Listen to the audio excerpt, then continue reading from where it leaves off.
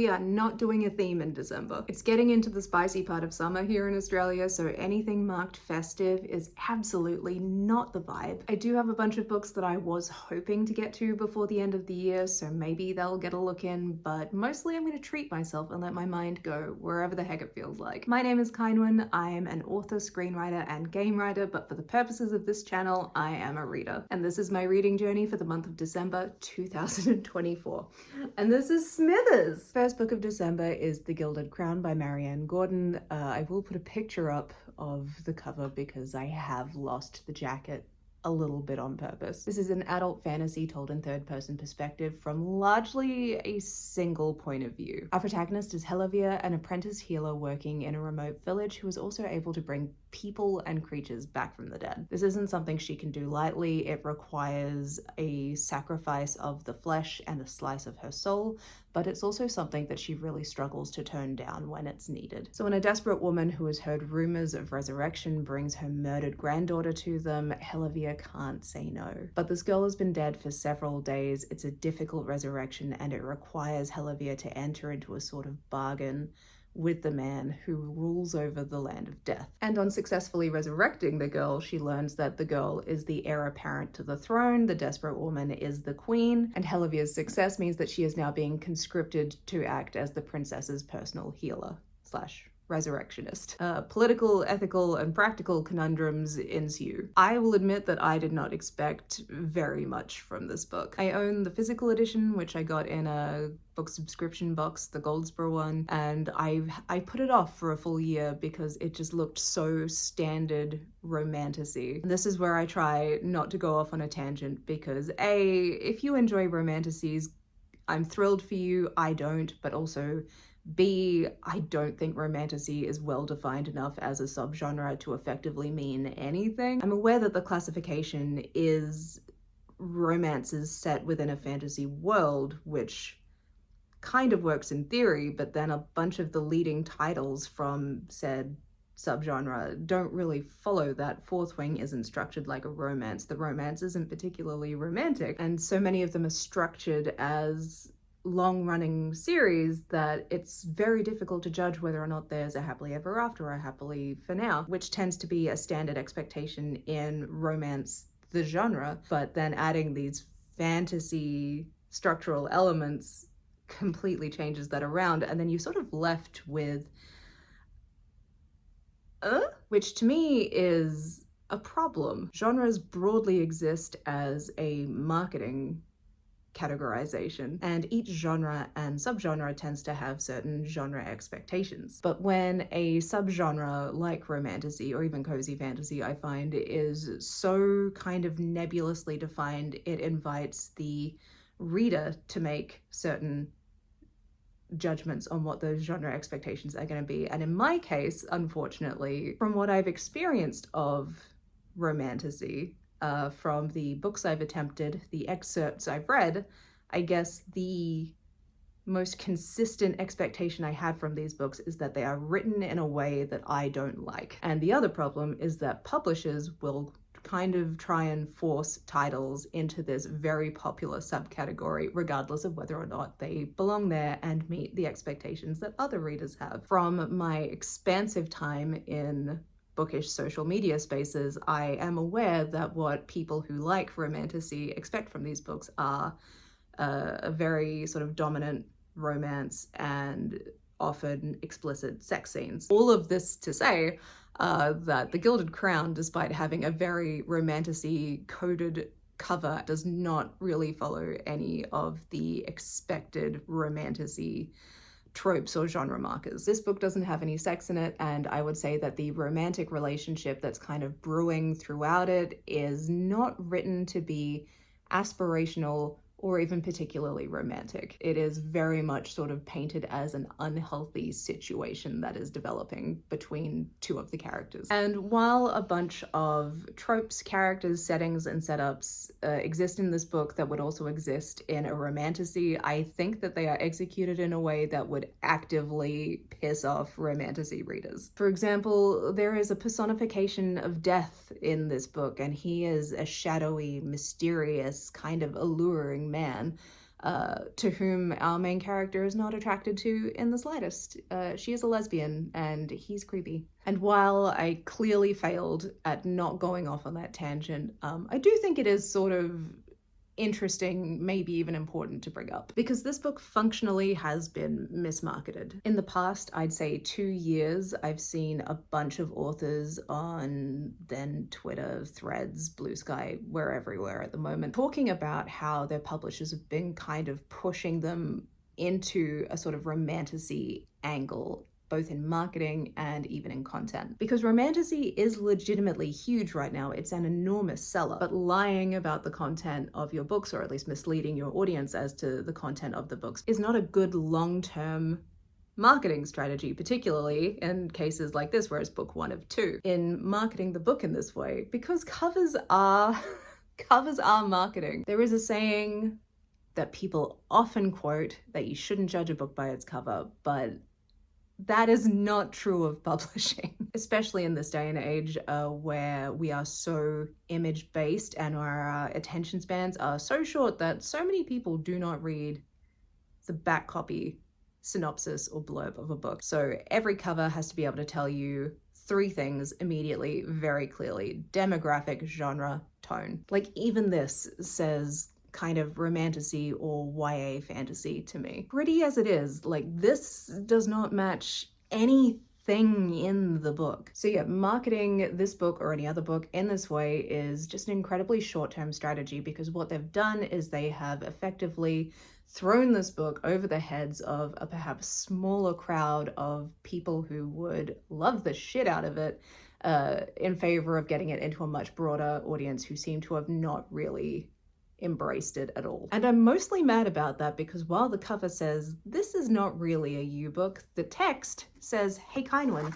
this was written for you specifically. I loved this book. It's not that it's doing anything particularly new. It's another high fantasy inspired by pre-industrial Europe. In this case, I think it's kind of Netherlandsy. We have necromancy, we have deals with the metaphorical devil. We have a naive country girl being drawn into the absolute hellscape of court politics, scheming for the crown versus the church, assassination plots, talking ravens. It's all very standard fantasy stuff, but it's put together so competently and I think really interestingly, because the central theme of this story to me, I think, is how much of yourself can you sacrifice for others before there's nothing left. Helivia is kind and self-sacrificing to the point of self-destruction, which is not painted as a heroic or a healthy thing.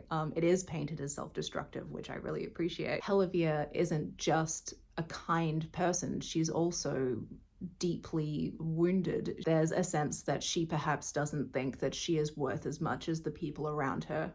And there are perhaps reasons why she thinks that. I really love the way that the family is portrayed in this book. Helivia has a complicated relationship with her mother and a great relationship with her father, but he has a complicated relationship with her mother, which kind of affects the rest of the family. And she has a really great relationship with her brother, which, oh God. The way her family gets absolutely twisted up in politics and rebellion because of her is actually heartbreaking. I have not been invested in a fictional family for quite a long time, but I also thought it was refreshing that they are like a biological family. There's a lot of found family in fantasy and fiction at the moment, which I love as well, but I'm from quite a biggish family, so it's nice to see. I'm such a sucker for sibling stuff. I love the conversations that this book had about death and the way that our feelings about death really influence our feelings on religion, and vice versa. I love that all of the political options in this book are bad, and I really love that the personification of death is not gonna have sex with anyone. And I just really enjoyed the writing of this book. I thought it was beautifully done without being, I'm gonna say, self-indulgent. Lyrical writing is very in right now, and I'm so happy for everyone who enjoys that. But for me, the sort of lyrical thing is very navel-gazy and vibes-based, and oddly, at the same time, a little bit invested in telling you too much too often in a way that is very repetitive. This book gives you information without bashing you over the head with it. It describes scenes and environments in a really efficient, effective, but still atmospheric way. If I had to comp the writing style, I would say Frances Harding and Emily Lloyd-Jones, but for an older audience, and Catherine Arden. And the dynamic between Helivia and the princess reminded me a lot of Luca and Terrain from C.L. Clarke's The Unbroken, but in a less endgamey way. This is book 1 of 2, and another thing I was impressed by was the fact that it doesn't end on a cliffhanger. It is actually one complete full book that will have another book attached to it. In conclusion, I really, really loved this. I will be pre-ordering the sequel, which is coming out, I'm actually not sure, but I will put it on the screen. I'm also going to give a plug for the audiobook, which I listened to as well as reading it with my eyeballs. The voice actor is absolutely fantastic. It is rapidly approaching the middle of December and I have finished 2 more books. And continuing on the entirely accidental theme of lesbians thinking about death too much, let's chat about Everyone in This Room Will Someday Be Dead by Emily Austen. This is a contemporary litfic and it is going to spawn 2 tangential rants, but not yet. This follows Gilda, who is a 27-year-old who has just lost her job again and has just gotten into a small car accident. A few things are very instantly clear about Gilda. She is neurodivergent, probably autistic. She has extreme medical anxiety or hypochondria, and she has clinical depression, which is being made much, much worse by the anxiety. All of which is sort of acknowledged by the medical professionals in the ER where she is almost every week, but not seriously enough. The staff at the ER are either really frustrated or just tolerate her frequent presence. It is suggested multiple times by multiple people that she seek therapy, even though every referral she's asked for a psychiatrist has gone unanswered. But after enough sort of signs from the universe, Gilda follows a flyer to what she thinks is free therapy and ends up at a Catholic church in an accidental job interview. As this solves her problem of being unemployed and broke and being a people pleaser in general, Gilda goes along with it and gets the job and ends up becoming the receptionist for a Catholic church, lying of course about the fact that she is an atheist and a lesbian. And she learns that she's taken over the role from a tech-savvy, beloved older woman who has recently passed, and she's still receiving emails from a dear old friend who has no idea that she's died. Gilda, being very sweet and not great with social stuff, can't bear the thought of letting this woman know that her friend is dead, so she starts answering her emails as the dead woman. It's very well-meaning and it snowballs into absolute catastrophe in ways I both did and didn't see coming. In just trying to keep her job and keep her head above water, Gilda gets trapped in this web that sees her having to lie to her family, her new girlfriend, everybody in the church, eventually the police, and in a surprising parallel with the Gilded Crown, good intentions lead our protagonist to an absolute fucking nightmare. I loved it. I also kind of hated it in the way that you hate a really unflattering picture of yourself. I don't know that I have ever seen anxiety and depression so well depicted on the page before. The thought patterns are incredibly accurate in a way that I think will frustrate readers who don't have catastrophizing brains. Gilda is a really heartbreaking protagonist. You can see how hard she's trying to stay afloat in a world that is really not built for the success of people like this. The medical system thinks that she's wasting their time, her family thinks that she's like a 27-year-old teenager, and the police think she's suspicious. There is an incredible and quite terrifying section of this book that explores how easy it is for the police to take advantage of and manipulate people who are mentally ill or have mental disabilities. Though to be fair, not everybody in this book fails Gilda. She also self-sabotages so many times that I wanted to reach into the book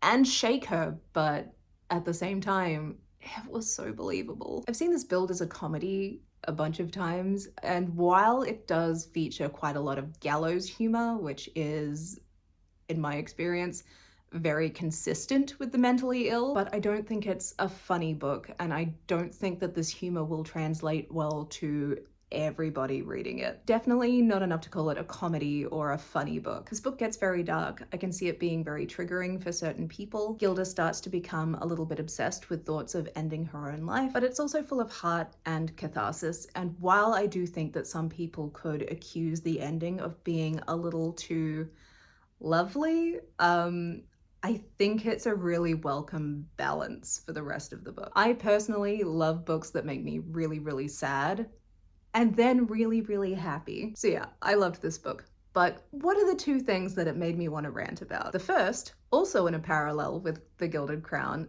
is the cover. Not this one, because this is the US paperback that I ordered from another country, because the ones available in my country are so bad that I could not physically bring myself to have them in my house. These are Emily Austen's UK and Australian covers. What genres do these look like to you? Because to me, and to the multiple people I have asked, these look like essay collections, they look like comedic nonfiction. One person said they look like self-help books. She's not even getting a UK edition of her upcoming third novel, I think, We Could Be Rats. And I'm not shocked, because I don't think anyone's been picking these up. And while, yeah, you could argue that I personally care too much about the aesthetics of my books, and you would be right, but this comes back to a mismarketing issue. Like, this isn't a cover that I think is stunningly beautiful. I think it's good in that it conveys that this is contemporary fiction. That's all it has to do. This is genre appropriate. It also says that our protagonist is a youngish woman. The hand-drawn nature of it kind of looks a little quirky, which to me is always code for neurodivergent. This is a perfectly fine cover for this book. This is not. I know that publishers are working with data, and I know that they are trying to sell as many books as possible at any point. But sometimes the misfires are just so egregious that it makes you wonder what the fuck is going on. And ultimately, it hurts nobody but the publishing company and the author, which is the part that really sucks. And what was the other thing? Sense of place. While I was reading this book, I couldn't really figure out where it was supposed to be set, because all of the cultural landmarks in this book are American, specifically the United States of America. But the healthcare system that the main character interacts with constantly does not in any way resemble the healthcare system that I am familiar with in the United States. Now, this could be because I am not in the United States and never have been, but there's a lot of talk about the healthcare system on social media, particularly right now with the assassination of a prominent American insurance company CEO. And I'm not going to go into that, but every time I open social media right now, there is a lot of posts about people sharing their experiences with the United States healthcare system and United States insurance companies. Gilda has medical anxiety, and as I said, she is in the ER and dealing with doctors every week. And while she is struggling with money and bills, at no point does she ever worry about paying for her healthcare. Insurance is not mentioned anywhere in this book, and at no point does she consider not going to the hospital or to a doctor because of the cost. In fact, the way that she interacts with her healthcare system is very reminiscent of the way that I interact with my healthcare system here in Australia. It's very Commonwealth. So when I realized that the author was Canadian, a lot of things clicked into place. And I learned that Emily Austen has expressed frustration in interviews in the past about not being able to put Canadian references into her books and instead having to replace them with American ones, which is a complaint I've heard from Australian authors as well. And the result is a book set nebulously nowhere. And I don't understand who benefits from that, and it does make me want to pick up one of the very ugly UK editions just to see what the references there are. Whether they let her go Canadian, whether they kept American, or whether they took on a British tinge. But this is a fairly common phenomenon with authors writing contemporary fiction who aren't from the US, and I hate it. I don't see a single reason why this book couldn't be set in Canada and just be Canadian. I would love to know more about Canada. I know very little, and this book has not increased that knowledge. So yeah, let book covers be accurately reflective of the content, and let them be regional. And now, a book that inspires no ranting, Howl's Moving Castle by Diana Wynne Jones. Howl's Moving Castle is the story of Sophie Hatter, the eldest of three sisters, and because in fairy tales, the eldest of three sisters always comes to absolutely nothing, she has resolved to a life of complete uninterest. She is kind but meek and resigned, until the day a witch walks into her hat shop and curses her into the form of a 90-year-old woman. Becoming 90 is honestly the best thing that has ever happened to Sophie. For the first time in her life, it spurs her to action, and it completely frees her from the burden of being polite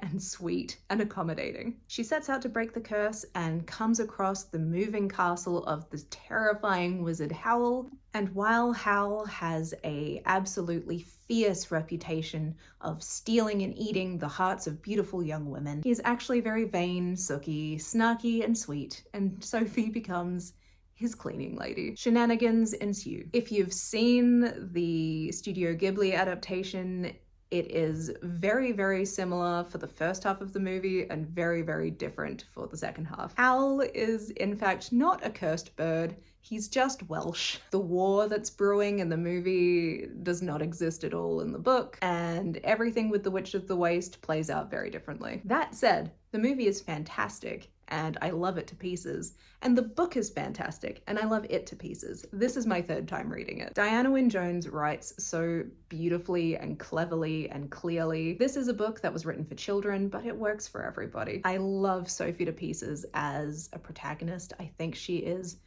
so amazing, and I appreciate her more and more the older I get, because I think, in my experience, it is true that the older you get, the more yourself you get. And unlocking Sophie's personality by letting her be an old, cantankerous woman is genius. And I think a cool thing is that Sophie doesn't really change her personality. She sort of just drops the veneer of politeness and letting people walk all over her. Basically, she gains confidence in herself, which is so lovely. This book is very funny, it's very warm, and it's incredibly well structured. Diana Wynne Jones sets up like 100 little threads, and then she just pulls them together at the very end so neatly and so cleverly that I just bawl my eyes out every time, because it's just so satisfying. I think this book is an absolute masterclass in writing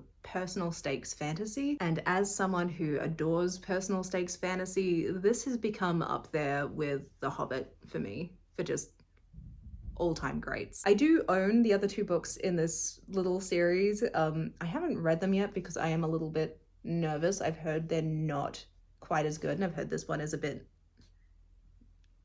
off, but I think I will try and get to them next year. Oh, and since we have been talking about covers so much, yes, these redesigns are perfect. Howl's Moving Castle was plagued for decades with fairly ugly covers, and in particular covers that really tried to appeal, I think, to young boys. And like, I understand why these books would have been pushed at boys, because for so long girls were happy to pick up books that looked like they were for boys, but boys weren't happy to pick up books that looked like they were for girls. But you know what? Fuck that. This is lovely. This captures the vibe perfectly. And I think this cover in particular is a really beautiful and clever nod to the animated film, which everyone is now the most familiar with, while still like putting its own actual original spin on the characters and on the castle. So if you do love the movie and you haven't read the book yet, I absolutely recommend it. And I do recommend listening to the audiobook, which is incredible and is also narrated by the same voice actor who narrates the audiobook for The Gilded Crown. Yeah, if you wanted to draw out a flowchart of everything I read, there is usually a pretty clear line between everything. Good news, I found the cinematic setting on my phone, and now my videos will look slightly less shite. So let's talk about the fourth book I read in December, which was Penric's Demon by Lois McMaster Bujold in slightly higher definition. This is an adult fantasy novella set in Lois McMaster Bujold's World of the Five Gods, which I have not read. It is the first of a series of, I think, 3 novellas, and it was recommended to me by a friend after I was actively seeking recommendations for audiobooks to follow on from Howl's Moving Castle, and this was a great recommendation. Penric's demon follows Penric, who is the son of a sort of minor lord who is on his way to make a political match that he is quite looking forward to. He really wants to be married. But on the way, he finds a priestess of the bastard dying by the roadside, and when he stops to help, the demon that she is carrying rushes into him. Magic in this world is possessed only by people who possess a demon, so Penric is now a sorcerer whether he likes it or not. The betrothal is off and Penric is sent to the priests of the bastard, who have to figure this whole situation out because Penric was absolutely not supposed to get this demon. This demon was slated to go to someone else. Demons are highly dangerous, highly prized, and highly coveted, so A, they need to figure out if Penric can keep his demon, and B, Penric needs to evade people who want his demon. It's a really fun little book that has all of the whimsy and heart and humor that I was hoping for coming off the back of Howl's Moving Castle. But my absolute favorite thing about it is the fact that Penric's demon is actually a hive mind of 12 fabulous old women. The juxtaposition between earnest, slightly horny young man and very prickly, funny, experienced, also slightly horny old women is just gold. It was super short, so I don't have much else to say about it. I just had a really good time. Hi, hello, good morning. It is the day after Christmas and I'm very tired, but let's chat about the book I finished last week, but it being the lead up to Christmas, I just didn't have any time to set up the camera and yap about. And that book is The Message by Ta-Nehisi Coates. Coates is an author, educator, and journalist, and this is a non-fiction book about the power of societal storytelling explored through the lens of 3 myths that mean something to him personally. The stories in question are, very broadly speaking, the intellectual justification of the transatlantic slave trade, the wave of book bannings currently sweeping the USA, and the propaganda around Israel's creation and their continued status as a moral good. This book is divided into 4 sections, one for each myth plus an intro, and for all that it takes on these really significant events and ideas, it's clearly a very personal book for Coates. The first section dives into the ancestral trauma and institutionalized racism that comes from being descended from slaves and living in a modern, still very racist USA, exploring anecdotally the effect that had on his parents, on his own childhood and upbringing and adulthood, and how it continues to affect his own children. This train of thought takes him to Senegal, where he's going in pursuit of reconnection and the truth of Africa while bringing all of this expectation and internalized baggage with him. The second section sees him joining forces with a woman fighting against book banning in her conservative southern city, in which his books are included. And the final section, which takes up half the book, is Coates's acknowledged attempt at reparations for having personally contributed to pro-Israeli propaganda during his career as a journalist. It follows him on a 10-day trip to Palestine, in which he sees everything he believed about Israel directly contradicted by the reality, and he lays out in detail all of the reasons he now believes Israel to be an apartheid state. It's this last section that courted all of the media attention upon the book's release. Coates points out the complicity of the media in perpetuating these myths about Israel in order to maintain public support, and people in the media got real mad. It was a very controversial book release if you pay attention to any of that media around it, but it's actually been very well received by the public. As a whole, I really appreciated this book. Coates has a really great style that's easy to sink into, particularly if you listen to the audiobook, which is read by him. I found the personal elements of this book really compelling, and I think Coates uses them to build a solid central thesis throughout the book. In the introduction, he makes it clear that he is writing this book with young writers in mind, who he tasks with saving the world through words, and underlying his real-world explorations of how susceptible we all are to the power of story and narrative, much more so than to facts or data, is the responsibility of all writers to consider what messages their work is spreading. Because, like it or not, when we write for an audience, we are contributing to the broader culture, and whether that audience is made up of one reader or a million, we need to consider what our impact is going to be. And I agree with that. Coates doesn't particularly go into detail on this point, but I was, as I often am, reminded of how many choices go into writing, big and small. Like, obviously, when you are creating new worlds from the ground up in science fiction or fantasy, but even when you're writing contemporary fiction, historical fiction, when you're writing non-fiction, we all have bias, conscious and unconscious, and we need to be examining what stereotypes, what narratives, what myths and agendas we might be pushing in our own work. As an example, you could be writing a cozy fantasy that is meant to bring nothing to your readers but comfort and joy and a sense of safety, but then you center your world building in ideas of colonization subconsciously, because that is the world you live in, that is the history you know, and you happen to live in one of the parts of the world that really benefits from it. But what it results in is this shadow cast across your work, which is going to be glaringly obvious to some readers and completely invisible to others. So a whole group of readers are going to have a very different experience with your book to the one that you intended. If that's something you intend to explore, fantastic, put it in the text, follow it through. But if not, then that is an example of mindlessly perpetuating a narrative. Writing of any kind requires so much thought and consideration and purpose. It is one of the billion reasons why writing is so fucking hard. And while we will all invariably fuck up somehow, somewhere, it is important to acknowledge our mistakes and try again the next time, and to keep trying every time we come to a new project. But I think this book isn't only valuable for writers. Published writing is not the only form of storytelling. You could read something, you could see a video or discourse on social media and pass it on. If you're not mindful in the way that you consume and spread narratives, then you become complicit in strengthening them. Now, in the spirit of this book, I have done my best to apply a critical mind to it. I found the narrative choice to address this book to a former student to be inconsistent enough to be a bit distracting. I found the Senegal section meandered a little. I thought the book banning section wasn't as compelling as the other two, and I